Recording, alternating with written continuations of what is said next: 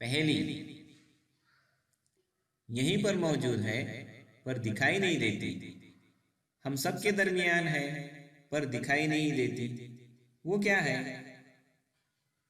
जी हाँ बच्चों, वो हवा है। चौथी जमात, सबक नंबर 9, हवा। अस्सलाम वालेकुम बच्चों, आज मैं आपको हवा इस सबक के बारे में पढ़ाऊंगा। बताइए तो भला यहाँ क्या काम हो रहा है? एक आदमी साइकिल में हवा भर रहा है। इस तस्वीर में क्या हो रहा है? लड़की गुब्बारे में हवा भर रही है।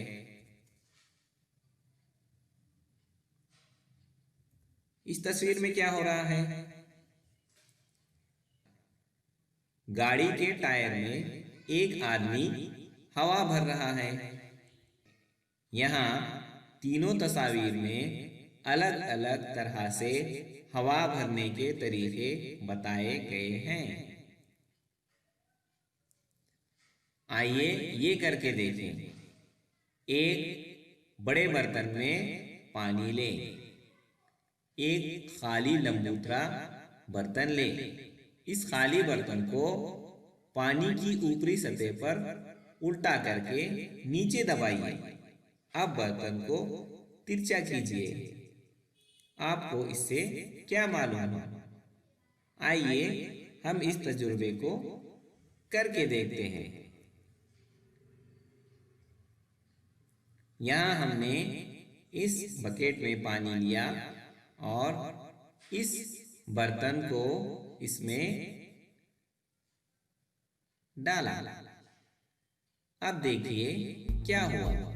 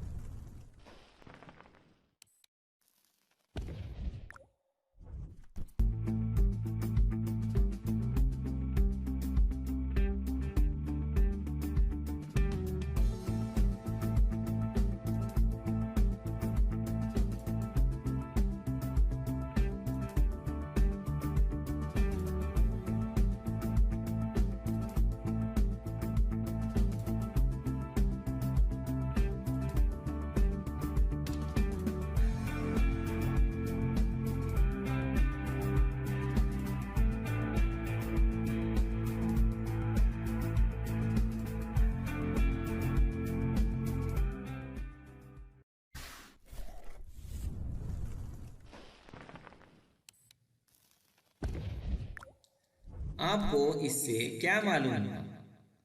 हवा के बुलबुले फौरन पानी की सतह पर आने लगते हैं। इससे क्या जाहिर होता है? हवा पानी से हल्की होती है, इसीलिए बर्तन तिरछा होते ही हवा के बुलबुले पानी की सतह पर आते हैं। इससे ये समझ में आता है खाली नजर आने वाले बर्तन में भी हवा मौजूद थी। फिजा, हम जिस जमीन पर रहते हैं इसकी शक्ल गेंद की तरह गोल है।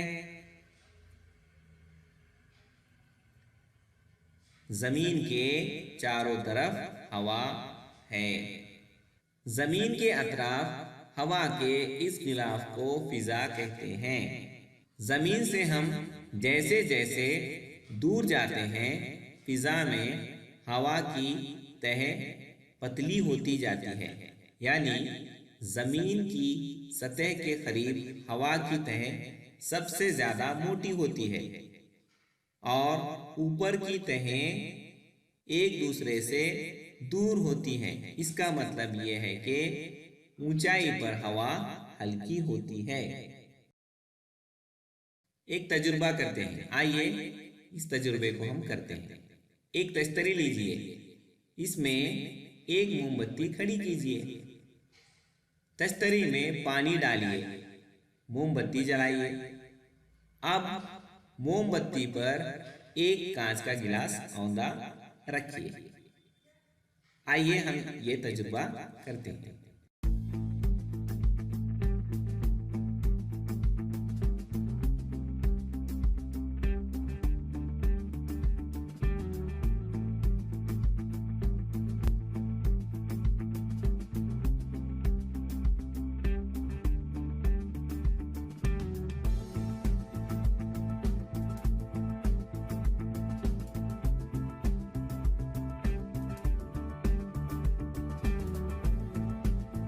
आपको इससे क्या मालूम हुआ?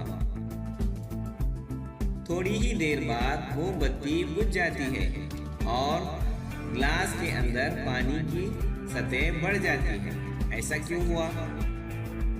हवा का एक जुज़ जलने में मदद देता है। वो जैसे जैसे इस्तेमाल हुआ, पानी वैसे वैसे चढ़ता गया। हवा का वो जुज़ जब खत्म हो गया तो मोमबत्ती बुझ गई।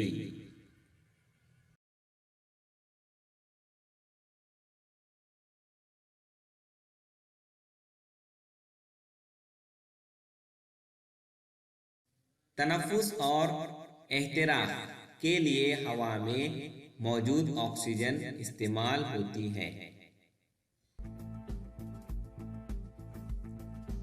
ये देखिए,